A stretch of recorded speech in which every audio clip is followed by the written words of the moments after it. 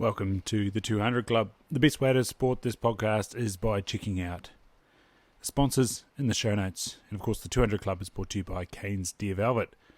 Our body knows how to heal, but as we age, it can sometimes struggle to keep up, and injuries, aches and pains come knocking. Cane's Deer Velvet is packed full of amazing nutrients that the body uses in maintaining the immune system, bones, joints, circulation, and general well-being. Simply replenish the nutrients, healing happens, and you are left to get on with living your life to the full. Find out more at www.canesdeervelvet.com and use the code STAGRAW252 for a 20%. Welcome back to the Stag Raw. We're going through the Rusa trophies, 200 inches on the Douglas score and above. I've got the Blood Origins t-shirt on. I don't know if you saw Robbie put up the post about the Sika Foundation's contribution to food banks. We talked about that in our recent episode, so if you haven't caught up on that, scroll through the episodes there and check that out. Hell of a yarn having Robbie back on the podcast. Of course, I just spoke to him in 2020, just when New Zealand had gone back into Air Level 3, out of Level 4.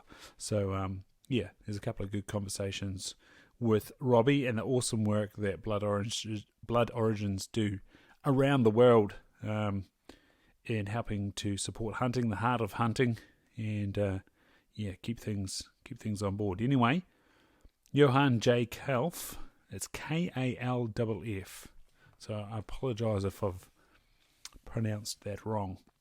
Galatea Flats, 1956. It's a 34 by 35 and 2/8, 22 and 2/8 spread, 16 and 4/8 span. The beams are 14 and 4, both sides. The coronets are at 8 and 4 by 8 and 3.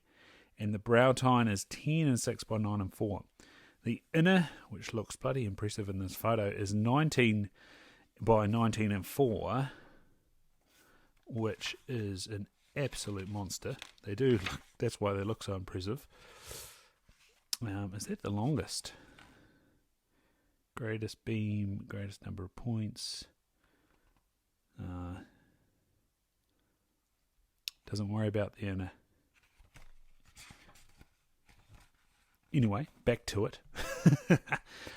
And then the outer is 10 and 4/8 by 8 and 2/8. The total is 206, as I mentioned on the last episode.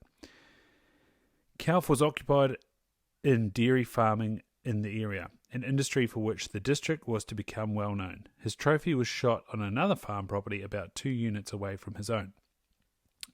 He had received a telephone call from the farmer who operated the unit not too great a distance down the road, telling him there was a good Rusa stag out in his paddock and amongst the cows. Armed with his rifle, Kalff immediately set off down the road to the farm in question. According to Kalff, in later years, when he arrived on the scene, the stag was still amongst the cows, so he was forced to wait until some animal movement allowed him the opportunity to take a shot. But a home kill while you're at it, maybe.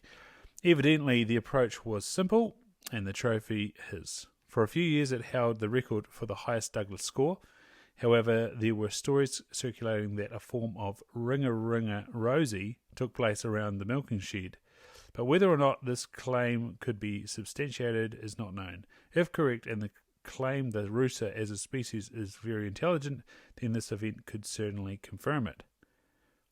I guess they mean they bloody mustered it into the dairy shed. Is that what they're getting at?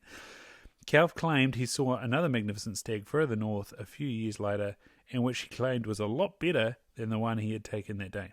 It was suggested to me by several locals back in the 1980s that the stag in question may well have been that taken by Neil a few years later. That being number 1. Good shit. Anyway, next we've got Bruce Dawson, Ohane Stream 1973. So make sure you subscribe, come back for the next episode of the 200 Club of Rusa. This series of the Big Game Records is from Volume 4, the Rusa, Sambar and Whitetail, written and compiled for the New Zealand Deer Stalkers Association Incorporated by D.Bruce Banwell. It was published by the Halcyon Press, a division of Halcyon Publishing Limited. Copyright D.Bruce Banwell 2006. First published 2006. All rights reserved.